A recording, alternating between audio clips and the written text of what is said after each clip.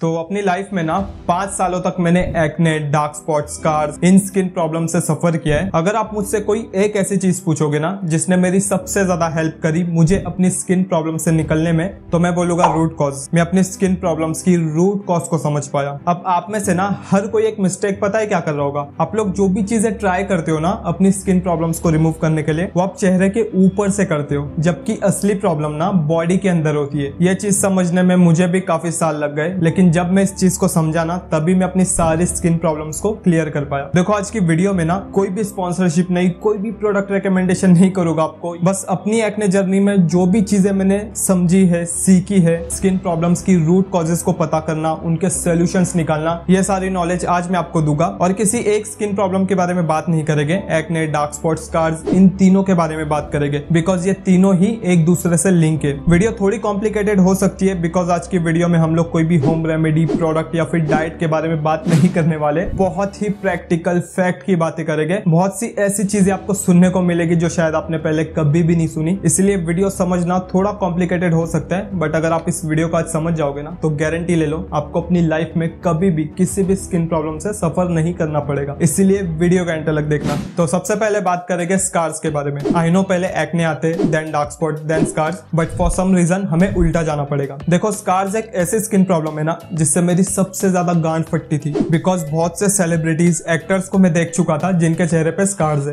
आपकी नॉलेज के लिए ना आपको एक बात बता दूं, एक जो एक्टर होता है ना उसके लिए उसकी लाइफ की सबसे इंपॉर्टेंट चीज, सबसे बड़ा असेट उसका फेस होता है। और जो भी सेलिब्रिटीज के आप लोग फोटो देख रहे हो ना, ये सभी करोड़पति है। मतलब एक करोड़पति एक्टर जिसके लिए सबसे इंपॉर्टेंट चीज उसका फेस है, वो अपने फेस पे से स्कार्स को नहीं रिमूव कर पा रहा। इससे हमें यह सीखने को मिलता है कि अगर स्कार्स ज्यादा बड़े हो या ज्यादा पुराने हो जाए ना तो उन्हें रिमूव करना नेक्स्ट टू इम्पॉसिबल है। आप उन पे कितने भी पैसे खर्च कर लो। मिस्टर फैजू, इस बंदे को आप सभी जानते होंगे। इसकी फेस वैल्यू बहुत ज्यादा है। ये काफी सारे रियलिटी शोज वगैरह कर रहे हैं। ये अपने मिड 20s में, और बंदा करोड़पति है। सिर्फ मुंबई में ना ये 11 करोड़ की प्रॉपर्टीज को ओन करता है। इसके चेहरे पे ना क्लियरली स्कार्स दिखाई देते हैं। हाँ, इंस्टाग्राम के फोटोज में नहीं दिखेंगे, आपको रियलिटी शोज की क्लिप्स देखनी पड़ेगी। अगर ये बंदा मुंबई के सबसे बड़े क्लिनिक में जाके स्कार्स को रिमूव करने का सबसे एडवांस ट्रीटमेंट भी करा लेना तो ज्यादा से ज्यादा जो कॉस्टिंग आएगी ना वो होगी 1.5 से 2 लाख रुपए। आपको क्या लगता है इस बंदे ने ट्राई नहीं मारा होगा? इसने ट्राई मारा होगा, बट इसके स्कार्स जो है ना वो काफी ओल्ड है। इस बंदे को मैं 2018-19 से फॉलो कर रहा हूँ। मतलब इसकी शॉर्ट वीडियोस वगैरह में देखता था। उन वीडियोस को देख के क्लियरली पता चल जाता था बंदे की स्किन एक्ने प्रोन है, इसके चेहरे पे स्कार्स है। मतलब इसके स्कार्स काफी ओल्ड हो चुके, इसीलिए शायद रिमूव नहीं हो पा रहे। कहने का मतलब ये है आपके चेहरे पे ना कितने भी एक्ने हो जाए, मिड 20s में ना आपकी लाइफ में एक ऐसा टाइम आएगा जब आपकी बॉडी के अंदर ना सारे हार्मोनल इश्यूज जो है वो फिक्स हो जाएंगे कहीं ना कहीं। आपके जो भी एक्ने वो अपने आप ही रिमूव हो जाएंगे बिना कुछ किए। लेकिन अगर उन एक्ने की वजह से आपके चेहरे पे बहुत सारे स्कार्स हो गए ना और आपने उन्हें टाइम पे ट्रीट नहीं किया तो उन्हें रिमूव करना नेक्स्ट टू इम्पॉसिबल हो जाएगा। किसी स्किन प्रॉब्लम के साथ लाइफ टाइम रहना सोच के कितना हॉरेबल लगता है। अब इन स्कार्स का जो रूट कॉज है ना वो है सिस्टिक एक्ने। सिस्टिक एक्ने जो होता है ना, जितना वो स्किन के सरफेस पे दिखाई देता है उससे कहीं ज्यादा वो स्किन के हमारे डीप होता है। एक्ने चले जाने के बाद ना गड्ढे बन जाते हैं हमारी स्किन में। अब हम सभी की बॉडी के अंदर एक हीलिंग सिस्टम होता है जो उन गड्ढों को ना भर देता है, लेकिन गड्ढे ज्यादा डीप होने की वजह से हमारा हीलिंग सिस्टम पूरी तरह से उन्हें नहीं भर पाता। थोड़े बहुत वो अनकवर रह जाते हैं गड्ढे,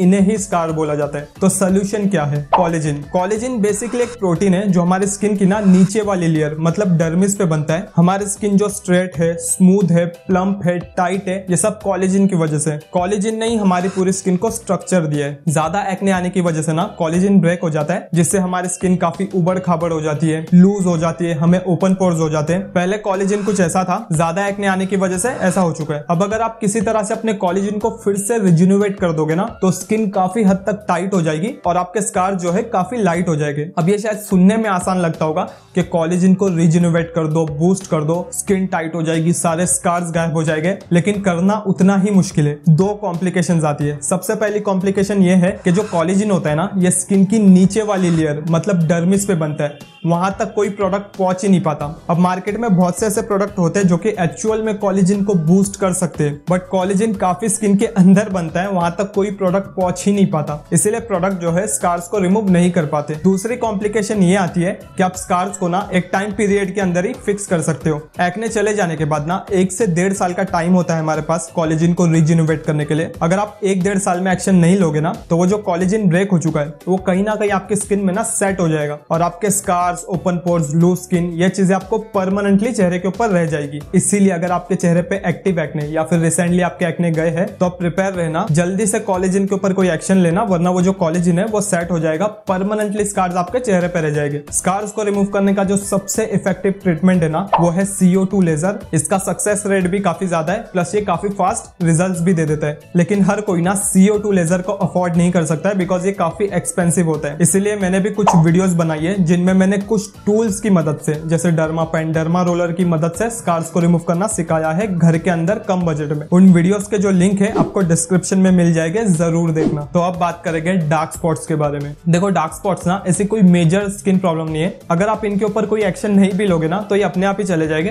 थोड़े टाइम लगे बट ये अपने आप ही रिमूव हो जाते हैं। अब ये dark spots, pigmentation, sun tan, dark circle, ये स्किन प्रॉब्लम्स ना हमें मेलेनिन नाम के एक पिगमेंट की वजह से होती है। हमारी बॉडी जब भी डिफेंस मोड में आती है ना तो वो मेलेनिन नाम के पिगमेंट को रिलीज करती है। मैं आपको थोड़ा सा डिटेल में एक्सप्लेन करता हूँ। देखो अगर आप रेगुलरली धूप में जाओगे ना तो सन की जो यूवी रेस होती है उसके अंदर होता है रेडिएशन। वो रेडिएशन ना आपके बॉडी के इंटरनल ऑर्गन्स को डैमेज कर सकता है, आपको स्किन का, आंखों का कैंसर दे सकता है, सनबर्न दे सकता है और भी बहुत सी दिक्कतें आपको दे सकता है। लेकिन हमारी बॉडी ना ये बहुत स्मार्ट होती है, ये खुद का डिफेंस करना जानती है। डेली अगर आप धूप में जाओगे ना तो जो भी बॉडी पार्ट आपका सन में एक्सपोज हो रहा है उस बॉडी पार्ट पे ना आपकी बॉडी एक पिगमेंट को रिलीज करेगी जिसका नाम है मेलेनिन। ये जो मेलेनिन नाम का पिगमेंट होता है ना ये डार्क कलर का होता है, ये यूवी रेडिएशन को बॉडी में घुसने नहीं देगा। इसीलिए जिस भी बॉडी पार्ट पे ये पिगमेंट रिलीज होता है ना उतना बॉडी पार्ट हमारा डार्क हो जाता है, जिसे टैनिंग बोला जाता है। अब मान लो आप कोई ऐसा प्रोडक्ट यूज कर रहे हो जिसमें बहुत सारे हार्श केमिकल है जो हमारे स्किन के लिए बिल्कुल भी सेफ नहीं है। डेली उस प्रोडक्ट को यूज करने से ना आपका पूरा चेहरा ना लाल पड़ने लगेगा, आपके चेहरे पे पिगमेंटेशन होने लगेगा। बेसिकली वो जो पिगमेंटेशन हुआ है ना वो आपकी खुद की बॉडी ने एक डिफेंस सिस्टम बनाया ताकि वो जो प्रोडक्ट है वो अब्सॉर्ब ना हो पाए आपकी स्किन के अंदर। इसी तरह से जब भी हमें कोई एक्ने आता है ना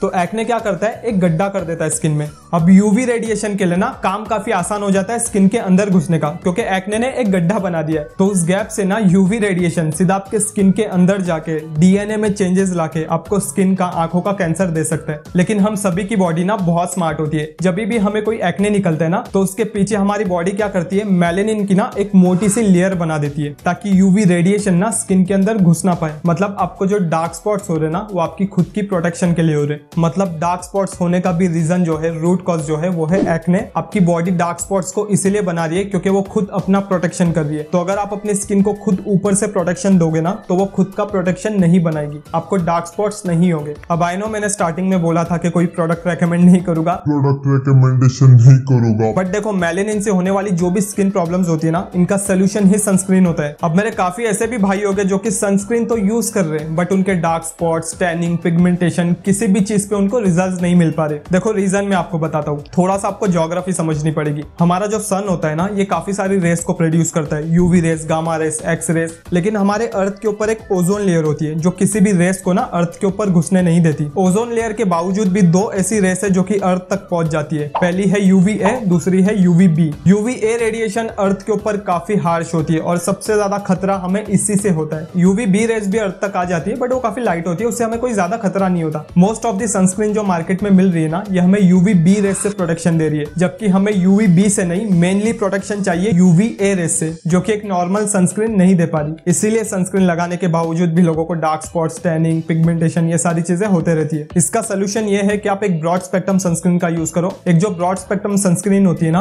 वो UVA और UVB दोनों से प्रोटेक्शन देती है। आपको अपने स्किन टाइप के अकॉर्डिंगली एक ब्रॉड स्पेक्ट्रम सनस्क्रीन का यूज करना है जिसके अंदर कम से कम SPF 30 होना चाहिए। घर के अंदर रहते हो तो भी आपको सनस्क्रीन लगानी पड़ेगी, और ऐसा नहीं है कि अगर आप सनस्क्रीन लगा रहे हो तो आपको डार्क स्पॉट, टैनिंग, पिगमेंटेशन हो गए, नहीं हो गए, बहुत लाइट हो गए, इजीली आप उन्हें फिक्स कर सकते हो। डार्क स्पॉट्स, टैनिंग के बारे में एकदम डिटेल में जानना है ना तो देखो वीडियोस मैंने बनाई है, इनके अंदर आपको मेलेनिन के बारे में भी काफी नॉलेज मिलेगा, इनके भी लिंक्स डिस्क्रिप्शन में मिल जाएंगे तो जरूर चेक करना। तो अब बारी आई हमारे लाइफ के सबसे बड़े विलन मतलब एक्ने की। ये जो एक्ने होते ना भाई साहब ये बहुत इरिटेटिंग होते, ये बहुत बड़े बड़े से पेनफुल भद्दे से होते, हमारा पूरा कॉन्फिडेंस मार देते, घर से बाहर जाने मन नहीं होता, हम खुद का चेहरा मिरर में नहीं देख पाते और पूरा डिप्रेस हो जाते। ये हमारी पूरी शक्ल और लाइफ के LODE लगा देते। आपको जो डार्क स्पॉट्स हो रहे, स्कार्स हो रहे, वो भी एक्ने की वजह से हो रहे। तो एक्ने किस रीजन से हो रहा है? तो एक्ने होने का जो रूट कॉज है ना वो है आपकी वेट। इस वीडियो को ना हमें 2 पार्ट में डिवाइड करना पड़ेगा बिकॉज ये काफी लंबी हो चुकी है, 22 मिनट्स की इसकी लेंथ हो चुकी है। वीडियो लंबी होने होने की वजह से आप लोग ज्यादा चीजें याद नहीं रख पाओगे, प्लस वीडियो आप लोगों को बोरिंग भी लगने लगेगी। इसीलिए इस वीडियो को मैं 2 पार्ट में डिवाइड कर रहा हूँ। देखो, आपको जो भी dark spots, scars, open pores, low skin, ये सारी चीजें ना एक्ने की वजह से हो रही है। तो एक्ने किस रीजन से हो रहा है, एक्ने का रूट कॉज क्या है, उसका सोल्यूशन क्या है, क्या प्रोडक्ट यूज करने से एक्ने रिमूव हो जाएंगे, क्या होम रेमेडीज एक्ने पे रिजल्ट्स देगी, क्या अच्छी डाइट लेने से भी एक्ने जा सकते हैं। मतलब आपके दिमाग में जो भी डाउट्स है, कंफ्यूजन है एक्ने को लेके, ये सारा डाउट कंफ्यूजन मैं अगली वीडियो में क्लियर करूंगा, मतलब इस वीडियो के सेकंड पार्ट में। और देखो, वीडियो ऑलरेडी शूट होके रेडी है, मुझे बस एडिटिंग का काम करना है, जो कि मैं 1 हफ्ते तक निपटा दूंगा। तो मेक श्योर कि आपने मेरे चैनल को सब्सक्राइब करके रखा है, ताकि जब भी मैं इसका सेकंड पार्ट अपलोड करूं नोटिफिकेशन आपको मिले। ठीक है, थैंक यू, बाय बाय।